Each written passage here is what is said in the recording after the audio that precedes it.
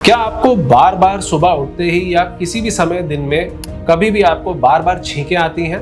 क्या सुबह उठते ही लगातार 10-15 छींकें आ जाती हैं, नाक से पानी बहना शुरू हो जाते हैं, नाक एकदम से बंद हो जाती है, ठस हो जाती है और उसके बाद नाक से पीछे गले में पोस्ट नेजल ड्रिप होना शुरू हो जाता है?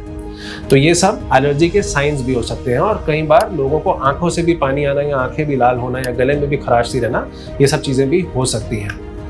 इस चीज को एलर्जिक राइनाइटिस कहते हैं और इसका मेन रीजन होता है सेंसिटिविटी, चाहे किसी को डस्ट से हो रही हो या पोलन से हो रही हो या ठंडी हवा से भी कई बार हो जाती है या किसी को एनिमल डैंडर्स या फिर जो फंगस के स्पोर्स होते हैं उसकी वजह से भी हो सकता है। और बहुत सारी ऐसी चीजें हैं, खाने की चीजें होंगी जिनसे आपको सेंसिटिविटी हो सकती है। शुरुआत में आप कुछ सिंपल स्टेप्स ले सकते हैं, जैसे कि घर में डस्ट कम से कम रखें, प्रॉपर साफ सफाई रखें। जो डस्ट के जो इकट्ठा करने की चीजें जैसे कि कालीन हो गया या कोई पर्दे हो गए, उनको आप कोशिश करें हटाएं।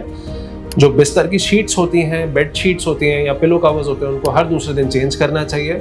घर के अंदर आइडली वैक्यूम क्लीनिंग होनी चाहिए और अगर हो सके तो एक एयर प्यूरिफायर भी हो तो अच्छा रहेगा। और जब भी घर से बाहर निकले तो मास्क पहनना बहुत ही ज्यादा जरूरी होती है ऐसे पेशेंट्स में। और साथ में नेजल सलाइन स्प्रेज या नेजल सलाइन ड्रॉप्स भी आप डाल सकते हैं, जिससे जितने भी एलर्जीज जो नाक की खाल पे होते हैं वो वॉश ऑफ हो सके। अगर इसके बावजूद भी अगर आपके सिम्टम्स नहीं कंट्रोल में आ रहे हैं तो दवाई करनी चाहिए, बट अक्सर यही होता है कि जब तक दवाई लेते हैं तब तक आपकी एलर्जीज कंट्रोल में रहती है और जैसी दवाई छोड़ते हैं तो वापस हो जाता है। ऐसे केसेस में हमारे को एक स्किन प्रिक टेस्ट करना बहुत जरूरी होता है, जिससे हमारे को पता चल जाता है कि क्या जड़ है और उसकी वजह से जो भी चीज आपको अफेक्ट करती है, जिस भी चीज से आप सेंसिटिव निकलते हैं, चाहे वो हाउस डस्ट माइट्स हो या कोई पोलन्स हो या कोई भी आसपास की कोई ऐसी चीज हो जो आपको नहीं सूट करती है शरीर को, तो उसी का इम्यूनोथेरेपी स्टार्ट किया जाता है, जिससे आपका शरीर उसका आदी हो जाता है और रिएक्ट करना एक तरीके से बंद कर देता है एंड आपका इम्यून मैकेनिज्म ही थोड़ा सा चेंज हो जाता है, जिसमें आपको ये एलर्जिक रिएक्शंस बार बार होने बंद हो जाते हैं। बट इसमें समय लगता है। इसलिए कभी भी आपको ऐसी तकलीफें हो तो अपने नजदीकी अच्छे ENT डॉक्टर से जाके मिलें और